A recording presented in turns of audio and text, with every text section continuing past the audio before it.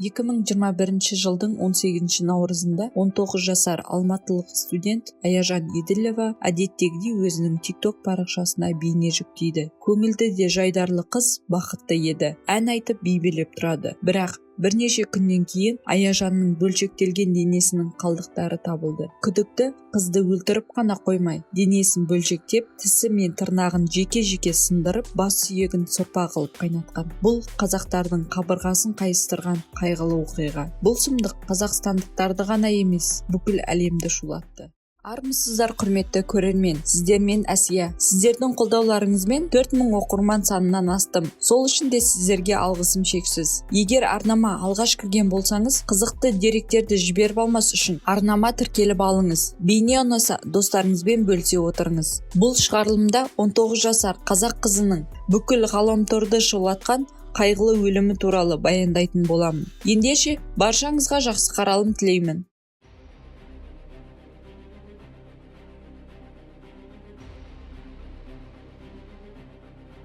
2001 жылы Алматы облысында туылған Аяжан Еділова 2017 жылы Алматыдағы Сымбат сән академиясына оқуға түсті. Ата-анасы Талдықорған қаласында тұрады. Өте еңбекқор, жан-жақты білімді қыз. Киім дизайнері, тігінші боламын деп жеке брендін қалыптастырады. Instagram желісі арқылы киімдерін сатады. Nail студия әсемдік салонында маникюр жасап қосымша ақша табады. 2021 жылдың қаңтарына дейін осы академияның жатақханасында тұрады. Содан соң құрбыларымен бірге қазақ медицина мамандарына арналған жатақханаға көшеді. Қыздың құрбыларының айтуы бойынша еңбекқор қыз қосымша түрік тілін меңгеріп жүрген және Түркияға барып өз өнімдерін ары қарай дамытып дизайнер боламын деп армандайтын еді дейді. Жас қыз уақытының көбін ғаламторда отыратын. 16 наурыз күні Бадо деп аталатын сайтта бір жігітпен танысады. Ол жігіт Аяжанға киімге заказ береді. Шалбар мен жемпір тігіп беруін сұрайды. Ал Аяжанның табысы да осы еді. Тапсырыс түскен соң қыз дереу жігіттің қалауын жасап киімді таңдайды. Ал жігіт киімінің өлшемін алу үшін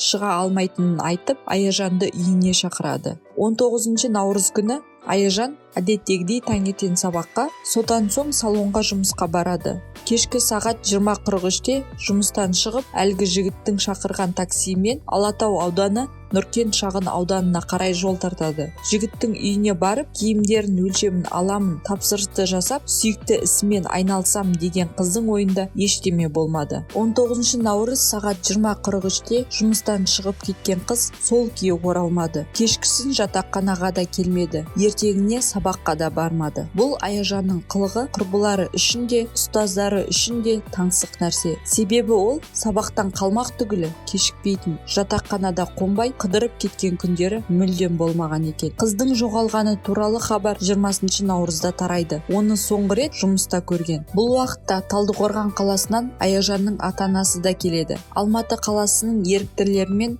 достары, қыздың туыстары барлығы қосылып жаппай іздеуге көшеді. Аяжанның жоғалғаны туралы түбіртектер қаланың барлық аймақтарына ілінеді. 21 наурызда Аяжанды іздестіру жұмыстарына полиция іздестіруге арнайы жедел тергеу тобын құрды. Жас студентті күні-түні іздеген еріктілер 19 наурызда Нұркен шағын ауданында жоғалған қызды жас жігітпен бірге жеткізген такси жүргізушісін тапты. Олар алған ақпаратты дереу полицияға жеткізіп, біраз уақыттан кейін полицияға сол үйлердің бейнебақылау камераларының жазбасы қолына түсті. Ол бейнеде 2021 жылдың 19 наурызында Аяжан Еділованың Нұркен шағын ауданындағы көп қабатты үйлердің бірінің лифтіне бір жігітпен кіргені анық көрінеді. 21 наурыз күні кешкі сағат 22:00-де тергеушілер ауданнан жігіттің аты жөнін, мекен жайын анықтап, полиция қызметкерлері оқиға орнына жігіттің үйіне келді. Полицияның мәліметінше, жігіт ол уақытта үйде болған. Алайда жас жігіт есікті ашпайды. Полиция қызметкерлері пәтерге басып кіріп, ішке кірген кезде барлық жерде қан дақтары мен еденде бөлшектелген адам денесін табады. Тіпті тәжірибелі жедел қызметкерлердің өзі де көргеннен шошып кетеді. Бөлмеде тыпырлаған пәтер иесіне жақындағанда полицияларды көре сала жігіт өз-өзіне қол жұмсап, мойнын екі жерден пышақпен кеседі. Ол полицияның қолына түспес үшін бәрін жасауға дайын еді. Бақытымызға орай, олар жедел жәрдем келгенше оған алғашқы медициналық көмек көрсетіп, содан кейін қылмыскерді ауруханаға жіберді. Шұғыл ота жасалып, қылмыскер аман қалды. Қылмыскер 1993 жылы Түркістан облысының тумасы Рахманберді Төребеков. Ал бұл пәтер қылмыскердің ағасының пәтері екен. Төребеков бірнеше уақыт ауруханада болды. Жағдайы жақсарғаннан соң күдіктіні тергеу изоляторына ауыстырды.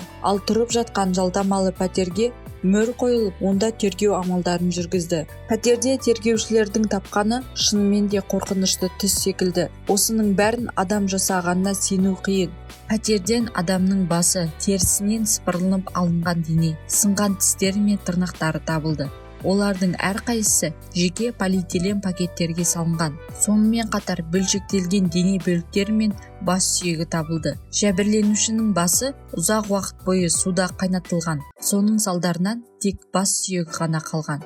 Полиция бұл пәтерден дененің барлық бөліктерін таппады. Дегенмен, келесі күндері олар қаланың әртүрлі аудандарынан табылды. Қылмыскер мәйітті жасыру үшін қала аралап, дененің бөліктерін қоқыстарға лақтырған. Қажетсіз қоқыс сияқты қоқыс контейнерлеріне салған. Бүкіл қаланы аралап, полиция адам денесінің жетіспейтін бөліктерін жинады. Мәйітті анықтау үшін туыстары табылған қалдықтардың арнайы Аяжанға тиесілі екеніне көз жеткізу үшін ДНК талдауын жасатты. Алайда ДНК сараптамасының қорытындысы барлық нүктелерді қойды. Бұл 19 наурызда жоғалып кеткен Аяжан Еділоваға тиесілі екені белгілі болды. Қылмыскерден жауап алу кезінде анықталып, ұсталған азамат 19 наурыздан 20 наурызға қараған түні Аяжанмен арасында жанжал туындап, соның салдарынан кешкі сағат 11 шамасында қызды өлтіргенін айтты. Түрмеге жабыламын деп қорқып, мәйітті бөлшектеп алып, пәтерден алып шығып, бұл мәйіттен құтыламын деп ойлаған екен. Алайда тергеушілер тісі мен тырнағын сындырып, басын қайнатқанына қарағанда, бұл бірінші құрбан емес деген тұжырымға келді. Ғаламтор желісінде Төребековпен хат алмасқан қыздарды толықтай тексеруге кірісті. Алайда күдікті ештеңе таппады. Жедел іс-шаралар барысында ұсталған қылмыскер бұрын медициналық оқу орнында білім алғаны анықталды. Бірақ ол оқуын аяқтай алмай, оқудағы нашар үлгерімі үшін оқу орнынан шығарылған. Бұл ақпарат тергеушілерге түскен бойда Төребеков дене мүшелерін пайдаланған болуы мүмкін дегенде болжам болды. Күдіктіге Қазақстан Республикасының қылмыстық кодексінің 2 бабы, 120 бабы зорлау және 99 бабы басқа қылмысты жасыру мақсатында айып тағылып 25 жылға сотталды. Дәл осы сұмдық жағдай 2023 жылдың ақпан айында тағы да қайталанды. Жас әрі талантты да табысты модель қыз Эбби Цой өнеріне бүкіл әлем тамсанғанымен қорқынышты өлімі бүкіл ғаламторды шулатты. Балаларының әкесі қыздың денесін бөлшектеп, етін ет тартқышпен тартып, басынан сорпа қайнатқан. Бұл сұмдық оқиғаның толық шығарылымы арнамда бейнесі бар. Екі қылмыскер де бірдей әрекет жасаған. Неге? Сіздердің ойларыңыз қандай? Бейнеге кіріп көріп, өз пікірлеріңізді астына жазып қалдырсаңыздар. Видеоның соңында айтарым, арманына асығып жүріп, оқысты ажал құшқан Аяжанды азаптап өлтірген қылмыскермен болған оқиға барлық жастарға сабақ болу керек сияқты. Қайда жүрсе де аңдап басып, сенімділікпен әрекет ету керек әрбірімізге. Егер бұл бейне сіздерге ұнаса, достарыңызбен бөлісе отырыңыз. Қазақ тілді контентке қолдау көрсетіп, арнаға тіркеліп, лүпіл баса кетіңіз. Келесі шығарылымда кездескенше, сіздермен болған Әсия.